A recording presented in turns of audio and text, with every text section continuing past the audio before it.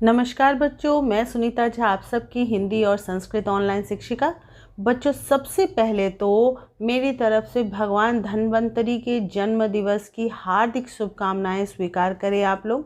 धनतेरस, दिवाली जैसे महापर्व की शुरुआत मानी जाती है और इस महापर्व की शुरुआत आपके लिए शुभकामनाओं के साथ ही होनी चाहिए। मेरी शुभेच्छा है कि आप लोग तरक्की करें, आगे बढ़ें, धन धान्य सुख समृद्धि से संपन्न रहें। इसके साथ ही बच्चों, चलिए हम लोग आते हैं अपनी पढ़ाई पर, अपने नए पाठ पर। एक बार फिर से कक्षा 8वीं की नवीन पल्लव के 2 पाठ के प्रश्नोत्तर के साथ हाजिर हूँ मैं, और जो कि आईसीएसई बोर्ड में पढ़ाए जाते हैं।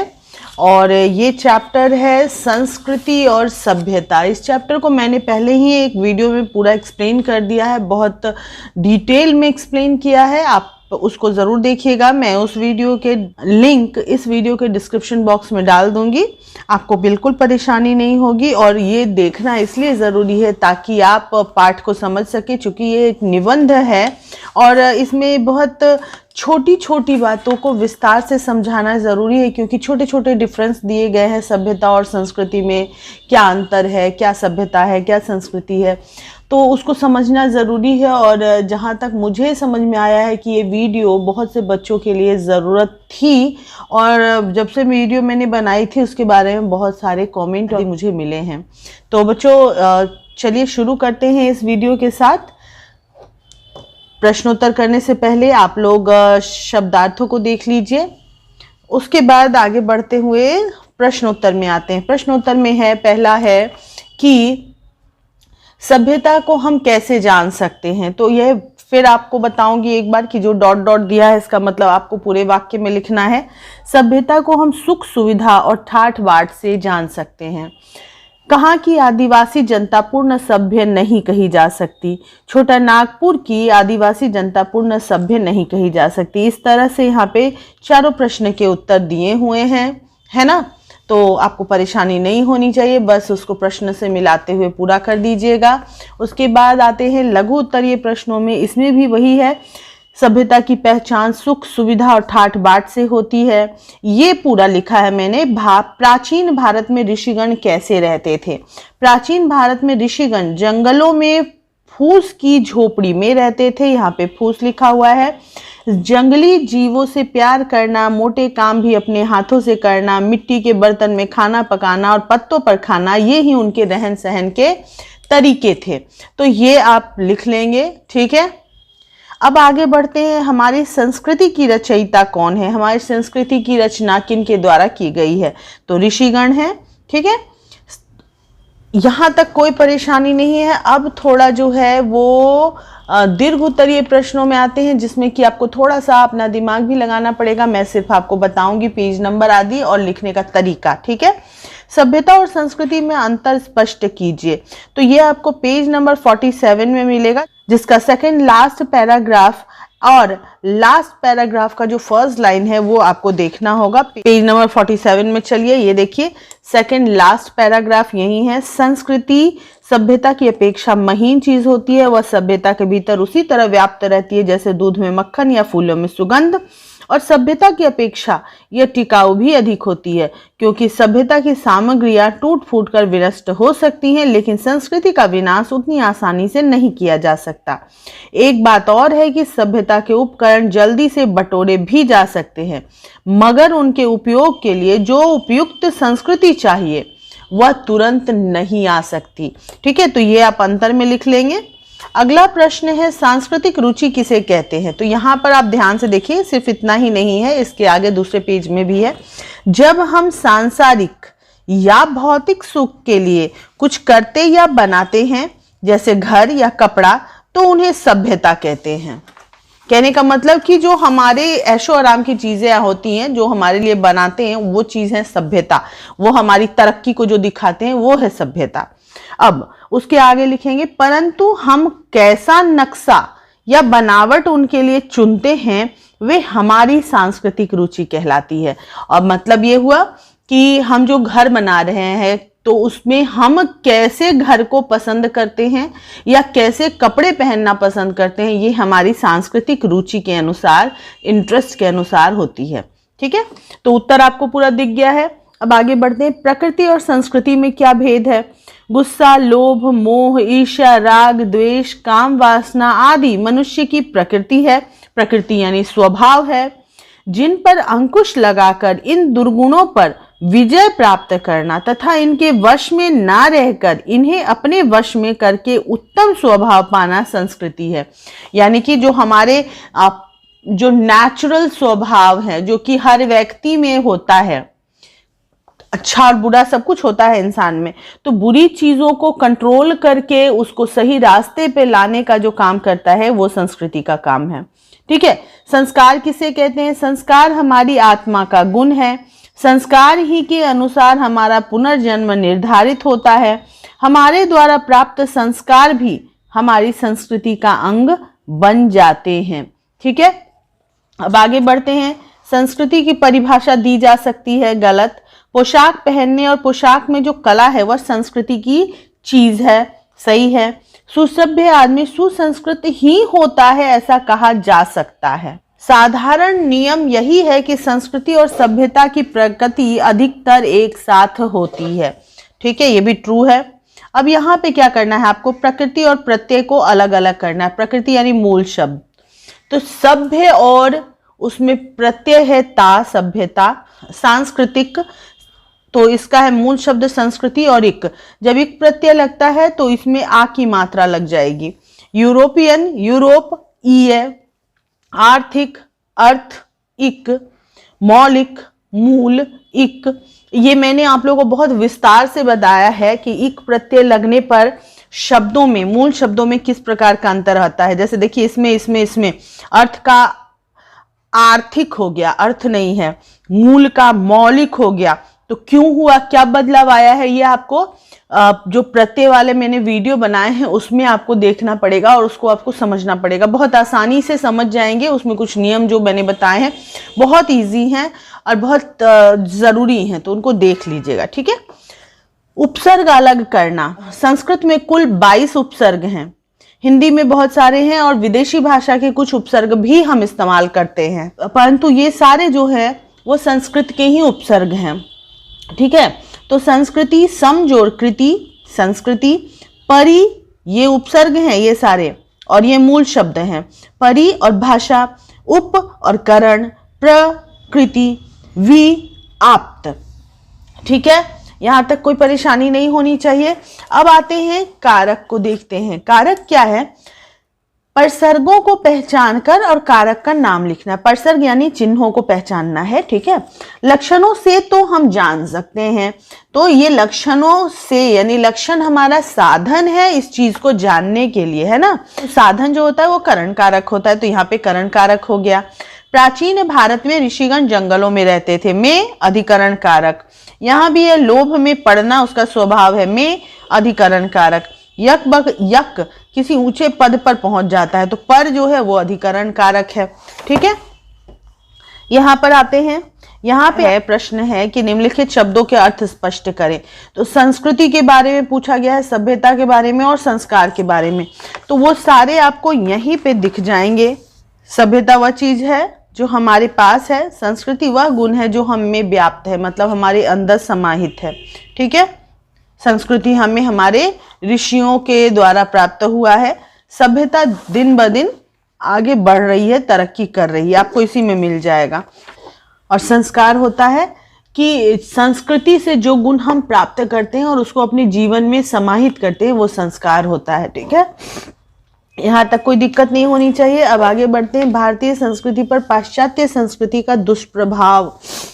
पाश्चात्य संस्कृति को अपनाना गलत नहीं है, लेकिन उसके प्रभाव में आकर अपनी संस्कृति के साथ बुरा करना या उसको भूल जाना या उसको गलत बोलना जो है वो बुरा प्रभाव है। उसके वजह से अपनी संस्कृति को त्याग कर शिक्षकों को हेय दृष्टि से देखना या गलत आदतों को श्रेष्ठ कर मानना, ये सब कुप्रभाव है। तो इसको आप लोग लिखिएगा, अपने से भी लिखने की कोशिश कर सकते हैं और बहुत कुछ आपको नेट पे भी मिल जाएगा। बच्चों, देवताओं का अंचल कुल्लू, यह मेरे चैनल का सबसे ज़्यादा देखा जाने वाला वीडियो माना जा सकता है। सबसे ज्यादा बच्चों ने इसको देखा है और सबसे ज्यादा इसको पसंद किया है। और इसके अलावा वीरता वाला जो आपका एक चैप्टर है, सच्ची वीरता, वो भी बच्चों को बहुत ज़रूरी महसूस हुआ था और बहुत सारे उसके लिए भी कमेंट मुझे मिले हैं। तो मुझे लगता है कि आपको भी ज़रूर सहायक होगा ये चैप्टर का लिए जो भी मैं अभी बता रही हूँ। तो उस चैप्टर के लिंक मैं आपके लिए इस वीडियो के डिस्क्रिप्शन बॉक्स में डाल दूंगी, तो उसको आप देख लीजिएगा। तो शुरू करते हैं, इसके भी प्रश्न उत्तर है ना। तो प्रश्न उत्तर शुरू करने से पहले आपको क्या करना है कि शब्दार्थों को देख लेना है। शब्दार्थ देख लीजिए। अब आगे बढ़ते हैं, मौखिक प्रश्नोत्तर। पुल का चौकीदार अपनी पीठ पर तख्ती क्यों टांगे रहता था? ये थोड़ा बड़ा है जो कि मैंने यहाँ पे लिख दिया है। झूलना पुल पर से लारी का जाना काफी खतरनाक है। लारी 4 मील की रफ्तार से तेज ना चले, इसका ध्यान रखने के लिए चौकीदार अपनी पीठ पर तख्ती टांग कर लाड़ी के आगे आगे चलता है। ठीक है। दूसरा प्रश्न है, कुल्लू प्रांत में किन ऋषि मुनियों का स्थान है? कुल्लू प्रांत में व्यास मुनि, वशिष्ठ आदि ऋषि मुनियों का स्थान है। मुनाल किस जाति का पक्षी है? मुनाल फेजेट जाति का पक्षी है। व्यास कुंड कहाँ स्थित है? व्यास कुंड रोहतांग की जोत पर स्थित है। ठीक है। आगे बढ़िए, लघु उत्तरीय प्रश्नों में आइए। और लघु उत्तरीय प्रश्न आपको क्या दिखा रहा है कि कुल्लू प्रदेश का नाम देवताओं का अंचल क्यों पड़ा? सैकड़ों देवी देवताओं और उनके मंदिर के कारण तथा रघुनाथ मंदिर में होने वाले सालाना देव सम्मेलन के कारण कुल्लू प्रदेश का नाम देवताओं का अंचल पड़ा। ठीक है। आगे बढ़ते हैं, झूलना पुल पर सुरक्षा की कौन सी व्यवस्था की गई है? झूलना पुल की सुरक्षा के लिए झूलना पुल पर एक चौकीदार अपनी पीठ पर एक तख्ती टांगे जिस पर बड़े बड़े अक्षरों में 4 मील रफ्तार लिखा होता है, लॉरी के आगे आगे चलता है तथा पुल के दोनों ओर पहरा रहता है ताकि चौकीदार की अनुमति के बिना कोई पुल के आर पार न जा सके। अगला प्रश्न है, मणिकर्ण के पानी के स्रोतों की क्या विशेषता है? तो उत्तर होगा, मणिकर्ण के पानी की उष्णता अलग अलग जगह पर अलग अलग है। कोई नहाने के लिए ठीक है, तो कहीं पर चावल उबाले जितने जा सके इतने गर्म होते हैं। ठीक है। आगे बढ़िए, मनाली का नाम मनाली क्यों पड़ा? फेजेट जाति के मुनाल नामक पक्षी के कारण मनाली का नाम मनाली पड़ा। मैंने यहाँ पे कारण लिख करके सिर्फ फुल स्टॉप दिया, आप फुल स्टॉप नहीं देंगे, ये लिखेंगे ये वाली लाइन, जो कि यहाँ बहुतायत में पाए जाते हैं। कुल्लू में दशहरे के अवसर पर किस प्रकार का मेला लगता है? Page 53, third last para. तो चलिए पेज 53 में आते हैं और इसका थर्ड लास्ट पैराग्राफ देखते हैं। देखिए मैंने अंडरलाइन किया हुआ है। ठीक है। दशहरे पर यहाँ बड़ा भारी मेला भी लगता है। साल भर का व्यापार प्रायः इस एक दिन में ही हो जाता है। बाहर से आए हुए यात्रियों के लिए बनी हुई देशी अंग्रेजी दुकानों और कुछ होटलों या पंसारी हाट की बात अलग है। इसलिए यहाँ पर ग्राहक और विक्रेता दोनों ही बड़ी उमंगे लेकर आते हैं। रंग बिरंगे कंबल, पट्टू, पट्टियां, पश्मीना, चरूत और अन्य प्रकार की खाले, रीछ की, मृग की, बाघ की, कभी कभी बर्फ के बाघ की, तरह तरह के जूते, मोजे, सिली सिलाई पोशाकें, टोपियां, बांसुरी, बर्तन, पीतल और चांदी के आभूषण, लकड़ी, हड्डी और सिंह की कंघियां, देशी और विदेशी कांच, बिल्लौर तथा पत्थर के मनकों के हार, न जाने क्या क्या चीजें वहां आती हैं और देखते देखते बिक जाती हैं। दिन भर में हजारों की संपत्ति हाथ बदल लेती है। तमाशे होते हैं, नाच होते हैं, गाना बजाना होता है और जगमग रोशनी होती है। तो बच्चों ये क्या हुआ कि बहुत बड़ा है ना, और बहुत सारे शब्द हैं। तो वो चीजें आपको अगर याद ना रहे तो ये ध्यान रखिएगा कि यहाँ पर से शुरू करेंगे दशहरे पर, यहाँ नहीं, यहाँ की जगह आप लिखेंगे मनाली, और मनाली लिखने के बाद आप शुरू करेंगे कि बड़ा भारी मेला भी लगता है। भी नहीं लिखने की जरूरत नहीं है आपको। साल भर का व्यापार प्रायः इस एक दिन में ही यहाँ हो जाता है। बाहर से आए हुए यात्रियों के लिए बनी हुई देशी अंग्रेजी दुकान और कुछ होटलों तथा पंसारी की तो बात ही अलग है। इसलिए यहाँ पर ग्राहक और विक्रेता दोनों ही बड़ी उमंगे लेकर आते हैं। यहाँ पर जितने नाम यहाँ पे दिए हैं वो सारे लिखने की जरूरत नहीं है। 2 4 5 अगर याद हो जाए वो भी काफी है। कि यहाँ पर रंग बिरंगे कम्बल, पट्टू, पट्टियां, पश्मीना, चरू, सिली सिलाई पोशाकें, टोपियां, बांसुरी, चांदी के आभूषण आदि अनेक चीजें बिकती हैं और दिन भर में हजारों की संपत्ति हाथ बदल लेती है, मतलब एक हाथ से दूसरे हाथ में चली जाती है, खरीदने वाला जो होता है वो दूसरे को दे देता है पैसा, वो चीज। तमाशे होते हैं, नाच होते हैं, गाना बजाना होता है और जगमग रोशनी होती है। तो बस आप ये सब लिख लेंगे। ये सारा शब्द आप ना भी याद करें तो भी आपको मार्क्स मिल जाएंगे, लेकिन 2-4 आपको लिखना होगा, ठीक है।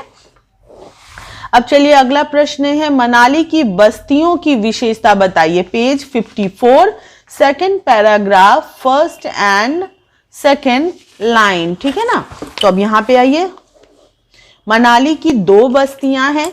एक तो बाहर से आकर बसे हुए लोगों द्वारा बनाए हुए बंगलों और बाजार वाली बस्ती, जिसको कि दाना कहा जाता है, और दूसरी उसके करीब मील भर ऊपर चलकर खास मनाली गांव की मोटर दाना तक जाती है। उसके आगे दाना से आगे मोटर नहीं जाती है, ठीक है।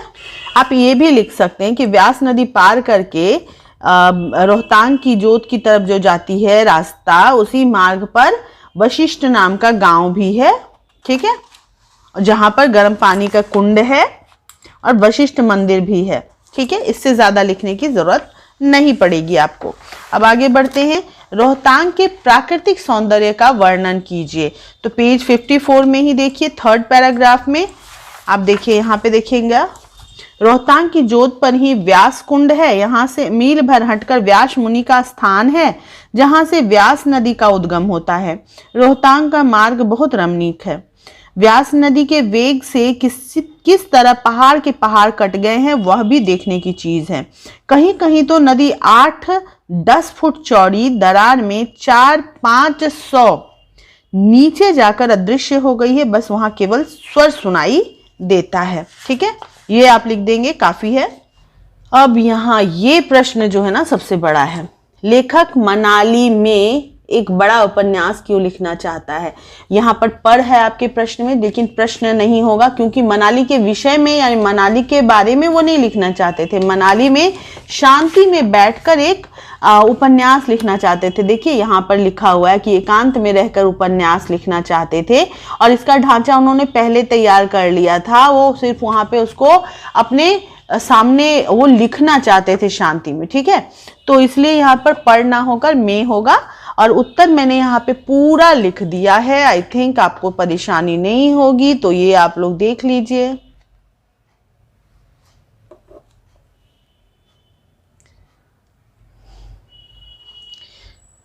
चलिए ठीक है, अब आगे बढ़ते हैं। अगला प्रश्न है, सुमेलित कीजिए। मणिकर्ण तीर्थ स्थान, कुल्लू देवताओं का अंचल, मनुरिखी मंदिर, मुनाल पक्षी, कोकसर पड़ाव, ठीक है। अब आगे बढ़ते हैं। यहां पर भी आपको क्या करना है, प्रसर्गों के नाम लिखने हैं। तो यहां से देवताओं का अंचल प्रारंभ होता है।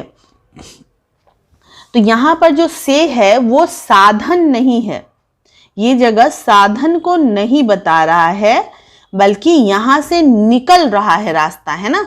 तो ये अपादान कारक होगा, और देवताओं का अंचल का संबंध कारक। व्यास नदी को रस्सी से पार करते हैं, तो को जो है वो कर्म कारक है, ठीक है। और से जो यहाँ पे है वो साधन बता रहा है, रस्सी साधन है पार करने का, है ना, तो वो करण कारक है। मंदिर में पूजा करने के लिए हम सब गए, तो में अधिकरण के लिए संप्रदान कारक। मनाली ने उन स्मृतियों पर अपनी छाप डाल दी, ने कर्ता और पर अधिकरण, ठीक है। समास विग्रह करने के लिए यहाँ पे कहा गया है जीवन दर्शन, जीवन का दर्शन, ठीक है। दृष्टि क्षेत्र, दृष्टि के क्षेत्र। बंदी जीवन, बंदी का जीवन। भारतीय समाज, भारत का समाज। सौंदर्य राशि, सौंदर्य की राशि। एक या ये प्रत्यय जोड़कर नए शब्द बनाने हैं, तो देखिए मैंने बना दिए हैं, आपको परेशानी बिल्कुल नहीं होगी। दार्शनिक, दर्शनीय भी यहाँ पे होगा। सामाजिक, सांसारिक, राष्ट्रीय, भारतीय, सांस्कृतिक। अब यहाँ पे है कुल्लू और मनाली की विशेषता के संबंध में जानकारी प्राप्त कर लिखिए। तो कुल्लू मनाली के बारे में कुछ लाइन यहाँ पे आपको लिखना है। यह यात्रा वृतांत का तात्पर्य है किसी महत्वपूर्ण स्थान की यात्रा का वर्णन।